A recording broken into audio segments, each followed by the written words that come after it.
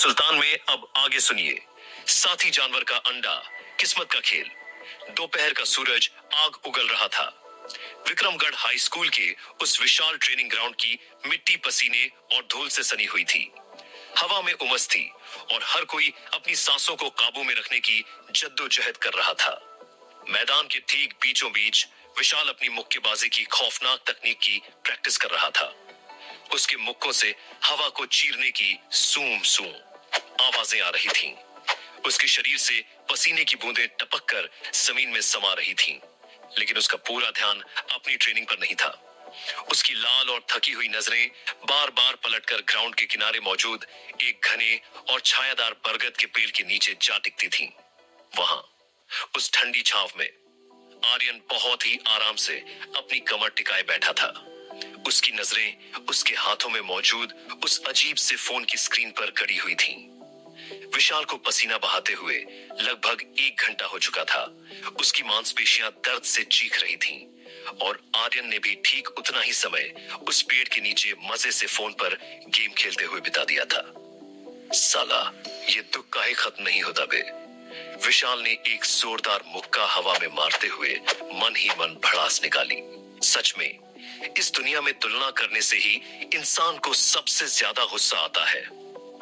हम यहाँ पागलों की तरह अपनी हड्डियां गला रहे हैं, इतनी मेहनत से पसीना बहा रहे हैं, और वो लड़का, वो साला बस गेम खेल रहा है जैसे किसी पिकनिक पर आया हो।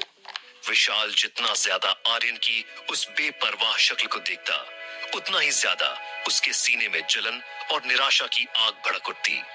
पिछले कुछ दिनों की लगातार ट्रेनिंग के बाद विशाल को एक बहुत ही गहरी और कड़वी बात समझ में आ गई थी।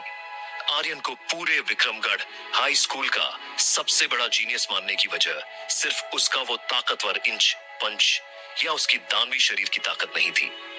बात इससे कहीं ज्यादा गहरी थी। विशाल ने हमेशा से यही सीखा था और माना था कि कॉम्बैट ट्रेनिंग करना किसी तेज नदी में पानी के बहाव के खिलाफ तैरने जैसा है। यह नियम दुनिया के हर इंसान पर लागू होता था, क्योंकि इंसान कोई मशीन नहीं होते।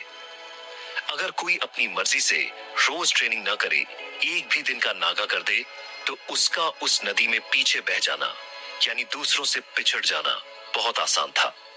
खासकर जब किताबी थ्योरी को असली लड़ाई के मैदान में उतारने की बात आती है, तो एक बहुत ही बारीक सी चूक, पलक झपकने भर की देरी भी सामने वाले दुश्मन को मौका दे सकती है। लड़ाई में सही दूरी बनाना, वॉर को रोकना और पलटवार करना, यह सब रोज की प्रैक्टिस से ही शरीर की नसों में बसता है। लेकिन आर्यन तो जैसे साइंस और इस दुनिया के सारे नियमों का बाप था। वो इन सब चीजों से पूरी तरह अलग था।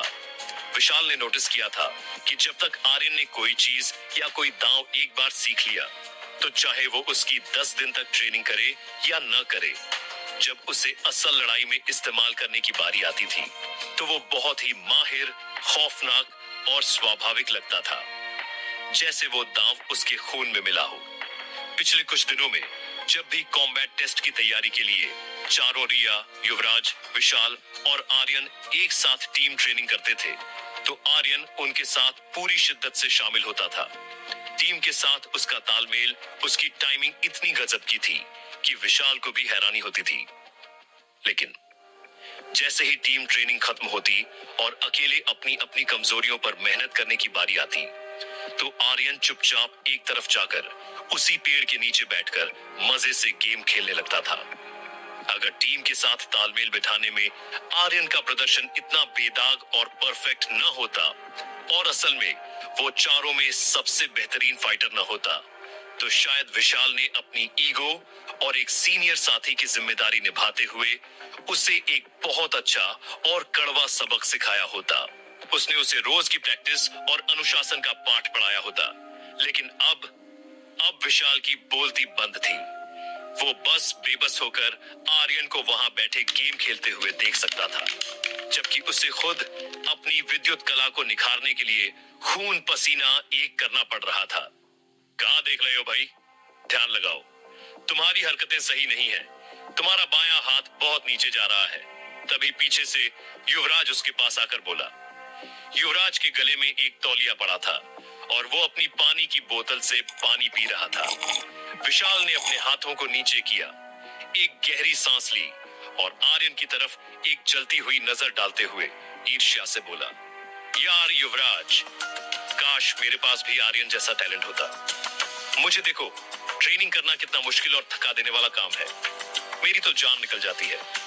और उस नवाब को देखो, कौन नहीं चाहेगा कि बस रोज पेड़ के नीचे बैठकर मजे से गेम खेले और फिर भी सबसे ताकतवर बना रहे। युवराज ने अपनी पानी की बोतल बंद की। उसने विशाल की आंखों में बहुत ही गहराई से देखा और एक हल्की सी रहस्यमयी हंसी हंसते हुए बोला, विशाल, क्या तुम्हें सच में लगता है कि आर्यन बस दिन भर गेम खेलता है और सोता है? तो और क्या करता है भाई? वो रोज कितने मजे से गेम खेलता है, क्लास में खर्राटे मारता है।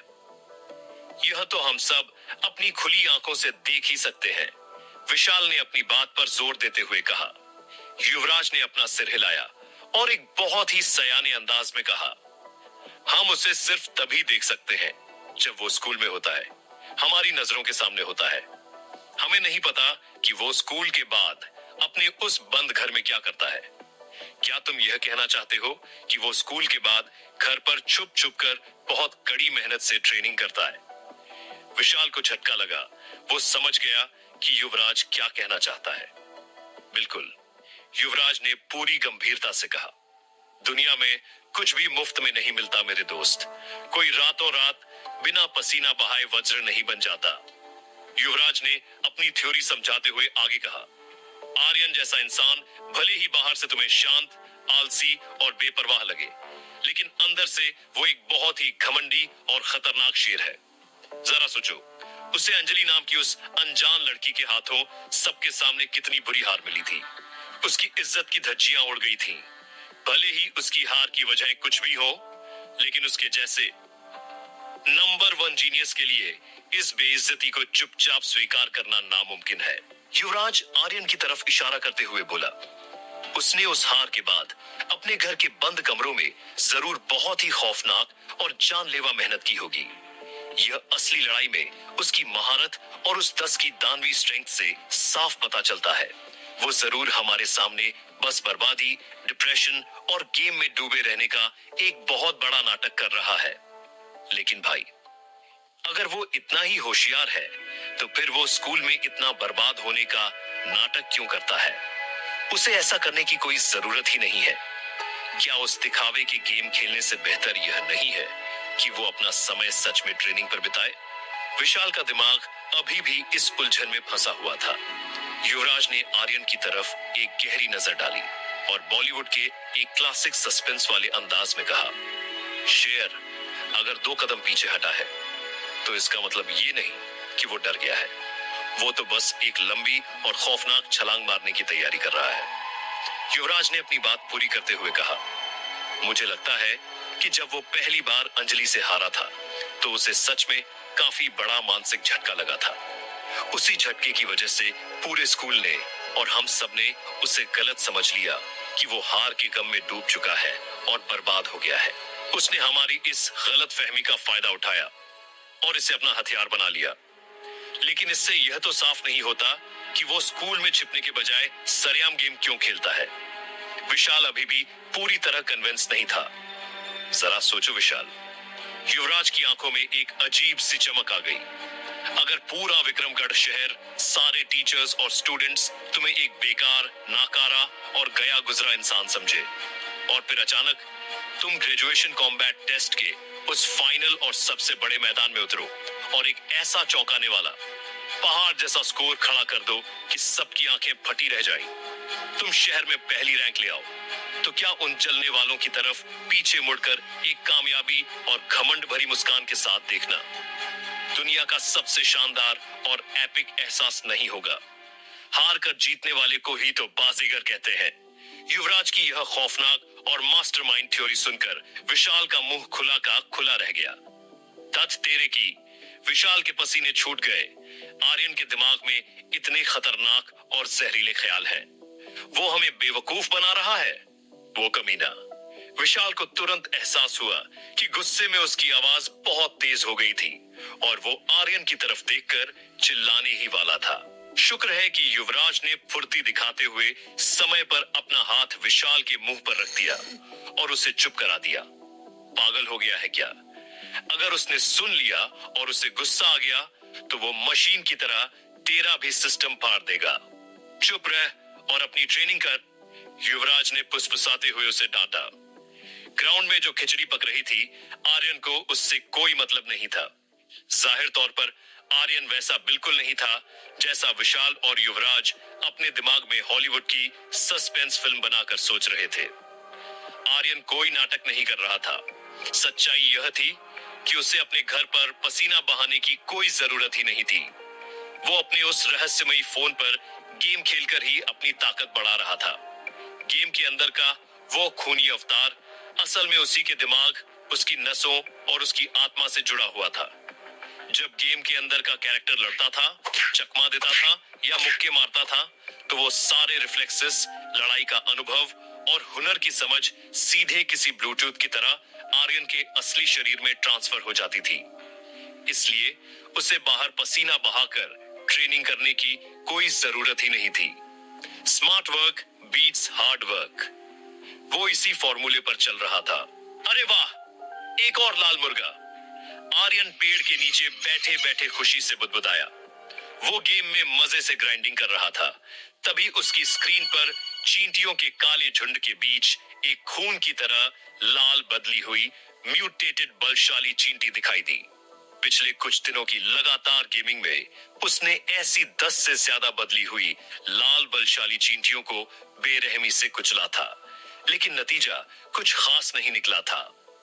पहली बदली हुई बलशाली चींटी, जिससे उसे वज्र मुष्टि मिली थी, से 2 डायमेंशनल क्रिस्टल्स गिरने के अलावा बाद वाली चींटियों से डायमेंशनल क्रिस्टल्स गिरने का चांस, ड्रॉप रेट बहुत ही ज्यादा कम हो गया था। गेम जैसे बहुत कंजूस हो गया था। जो इक्का दुक्का क्रिस्टल गिरते भी थे, उनकी क्वालिटी बहुत खराब थी। किसी नई प्राइमोर्डियल एनर्जी स्किल क्रिस्टल को तो छोड़ ही दो, आर्यन को अपनी 9 की ताकत बढ़ाने के लिए 9 या 10 नंबर वाले नॉर्मल क्रिस्टल्स भी बहुत कम मिलते थे। लगभग 10 खूंखार लाल चींटियों को मारने के बाद भी उसे निराशा ही हाथ लगी थी। अब आर्यन इन बदली हुई लाल चींटियों को देखकर पहले की तरह उत्साहित या हैरान नहीं होता था। रोज का यही ड्रामा है इन चींटियों का। उसने बहुत ही शांति और बोरियत के साथ अपनी उंगली स्क्रीन पर स्वाइप की। उसने अपनी खूनी अवतार को तेजी से आगे बढ़ने और उस लाल चींटी पर सीधा हमला करने का आदेश दिया। अवतार हवा में उछला, उसके हाथ लाल फौलाद में बदले। बूम बूम, सिर्फ 2 परफेक्ट और खौफनाक वज्र मुष्टि के प्रहार, और वो घमंडी लाल चींटी एक धमाके के साथ पटकर स्क्रीन पर बिखर गई। टिंग, अचानक फोन के स्पीकर से एक बहुत ही जानी पहचानी, प्यारी और रूह को सुकून देने वाली आवाज सुनाई दी। इस बार चींटी की लाश से कोई चीज हवा में उछल कर गिरी थी। आर्यन शुरुआत में ज्यादा उत्साहित नहीं हुआ। उसने सोचा, होगी कोई फालतू चीज। अगर कोई डायमेंशनल क्रिस्टल गिरता भी है तो वो 7 या 8 नंबर का ही होगा, जो मेरे किसी काम का नहीं है। बस मेरी खर्च हुई एनर्जी को ही भर सकता है। लेकिन जैसे ही गेम के अवतार ने उस गिरी हुई चीज को उठाया और स्क्रीन पर उसका नाम चमका, तो आर्यन के दिल की धड़कन 1 सेकंड के लिए रुक गई। वो बुरी तरह चौंक गया। ऐसा इसलिए था क्योंकि स्क्रीन पर चमकने वाली उस चीज के नाम में क्रिस्टल शब्द था ही नहीं। हरे रंग की नोटिफिकेशन ने स्क्रीन को रोशन कर दिया। एक मॉर्टल जीव, बदली हुई बलशाली चींटी को मार गिराया। आपको एक साथी जानवर का अंडा, कंपेनियन एग मिला है। स्क्रीन के नीचे बाईं तरफ वो अंडा एक छोटे से आइकन के रूप में आ गया। यह पढ़कर आर्यन का दिमाग सन्न रह गया। वो हैरान भी था और उसकी नसों में एक पागल कर देने वाली खुशी दौड़ गई थी। बाबूराव, ये तो लॉटरी लग गई रे बाबा। एक साथी जानवर का अंडा गिरने का सीधा सा मतलब था कि अब आर्यन के पास अपना खुद का एक खौफनाक डायमेंशनल साथी जानवर, कंपेनियन बीस्ट रखने का सुनहरा मौका था।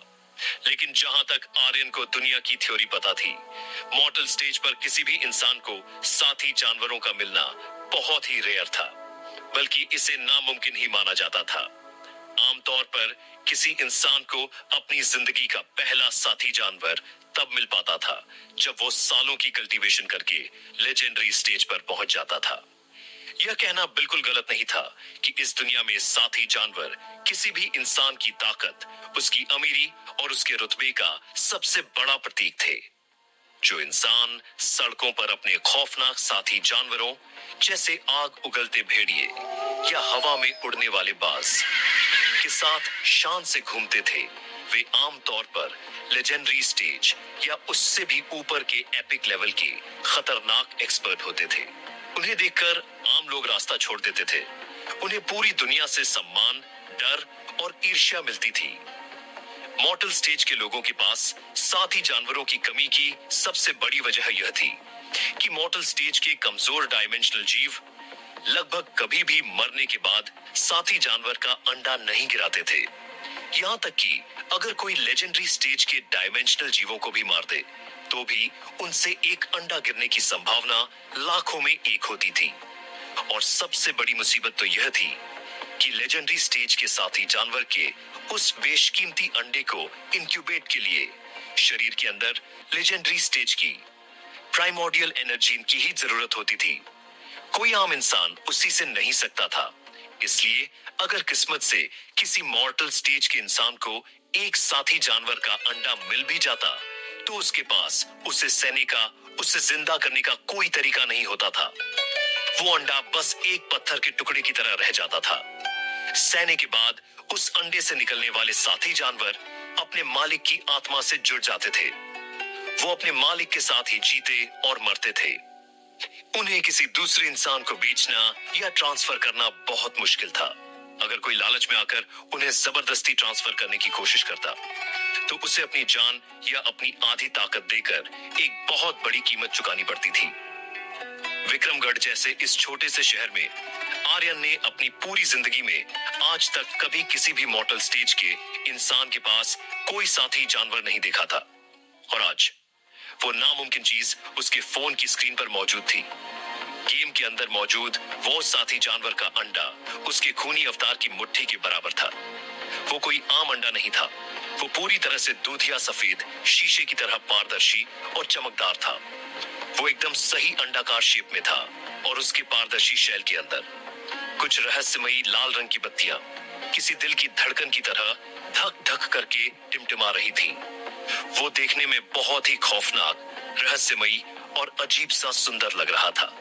आर्यन की सांसें तेज हो गईं। रिस्क है तो इश्क है।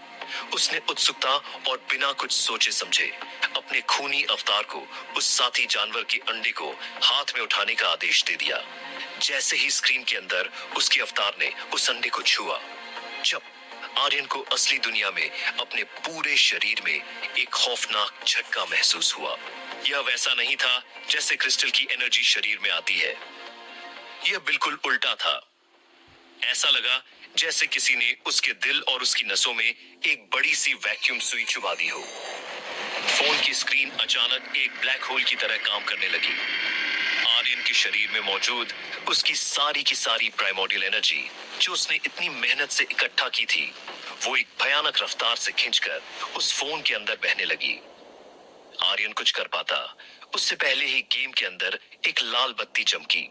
खूनी अवतार के स्टेटस में मौजूद उसकी प्राइमोर्डियल एनर्जी पलक झपकते ही 9 से गिरकर सीधा शून्य पर आ गई। आर्यन का शरीर सुन्न पड़ गया। उसकी आंखों के सामने हल्का सा अंधेरा छा गया। उसकी सारी प्राइमोर्डियल एनर्जी उस रहस्यमयी अंडे ने एक ही घूंट में पी ली थी। क्या यह अंडा सच में एक मॉर्टल लेवल के इंसान की एनर्जी से फूटकर एक खौफनाक साथी जानवर को जन्म देगा? और अगर हाँ, तो उस सफेद अंडे के अंदर कौन सा दानवी जीव पल रहा है? क्या वो आर्यन की ताकत बनेगा या फिर उसकी जिंदगी में कोई ऐसी नई और जानलेवा मुसीबत लेकर आएगा जिससे निपटना उसके बस की बात नहीं होगी? कहानी अब एक ऐसे मोड़ पर आ खड़ी हुई थी जहां से पीछे हटने का कोई रास्ता नहीं था।